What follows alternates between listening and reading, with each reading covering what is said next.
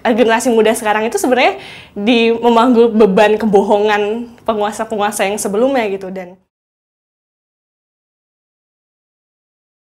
saya adalah generasi yang terputus dari sejarah 65, bahkan sebenarnya keluarga saya keluarga yang sangat apolitis. Ibu saya seorang perempuan Tionghoa. Jadi waktu kerusuhan Mei terjadi, ibu saya itu baru menyetir sendirian dari kantornya di Bekasi, terus harus pulang ke Tangerang, ke rumah kami, dan di tengah-tengah dia harus melewati kerumunan massa Mei 98.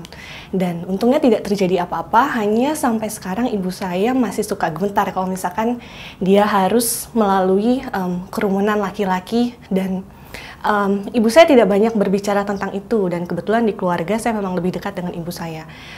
Dan ibu saya selalu dari sejak saya puber masuk sekolah hingga universitas, ibu saya selalu berusaha menjauhkan saya dari aktivitas politik. Setelah kuliah saya baru mencoba mencari tahu gitu. Kenapa sih kemudian ibu saya selalu menjauhkan saya dari aktivitas organisasi, aktivitas politik, dan berusaha membuat saya sangat apolitis. Opa saya dulu punya tante yang tinggal di daerah kampung di Serang, yang juga seorang Tionghoa, yang pada waktu 65 dituduh sebagai PKI karena dia seorang Cina gitu. Dan satu keluarga itu rumahnya diserang, dan di perkampungan itu banyak rumah-rumah orang Tionghoa yang kemudian diserang dan dibakar. Saya sendiri kemudian justru berinteraksi dengan sejarah 1965 ketika saya menonton film Gi tahun 2005. Pada saat itu ada adegan di mana Gi membela PKI gitu. Yang sementara yang saya bagasi pengetahuan saya pada waktu SD, saya cuma tahu bahwa PKI itu jahat.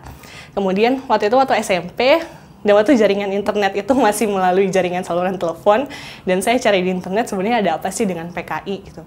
Dan ibu saya untungnya ibu saya paling tidak rewel kalau misalkan saya beli buku. Tapi saya ingat saya menemukan satu buku, covernya itu dibuat oleh Pak D. Yakyatmaka, judulnya itu Neraka Rezim Soeharto. Saya beli buku itu dengan segala ketidaktahuan saya baca isinya bagaimana orang-orang ini disiksa oleh Soeharto, yang bahkan saya tidak tahu kenapa mereka disiksa gitu, karena saya tidak pernah membaca sejarah itu. Saya pernah membawa buku itu ke sekolah, dan seorang guru menemukan saya sedang membaca buku itu. Kemudian guru saya minta saya untuk meminjamkan buku itu ke dia. Setelah selang 1 minggu, saya minta kembali buku saya. Terus guru saya hanya berkata satu hal, dia bilang, jadi apa kesimpulan kamu tentang Soeharto gitu. Saya bilang Soeharto jahat gitu, karena waktu itu ceritanya ada yang ditaruh di bawah meja, diinjak-injak, ditelanjangin dan segala macamnya. Dan keesokan harinya ketika ada mata pelajaran di dia, tiba-tiba dia bercerita tentang 98 dan cerita tentang kekejaman yang dialami terutama oleh para perempuan dan perempuan Tionghoa. Dan kemudian aku jadi bisa merelate, ini Orde Baru dari 98 terus tarik mundur ke 65.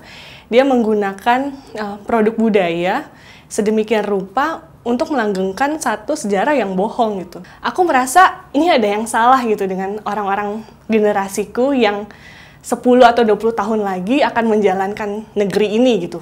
Tapi mereka tidak tahu bahwa negeri ini tuh dibangun di atas penindasan orang lain, pemerkosaan perempuan, pembunuhan yang dibenar-benarkan oleh negara gitu. Dan bahkan mereka melanjutkan dalam tanda kutip propaganda generasi sebelumnya gitu, yang sebaiknya kita tidak membicarakan sejarah ini.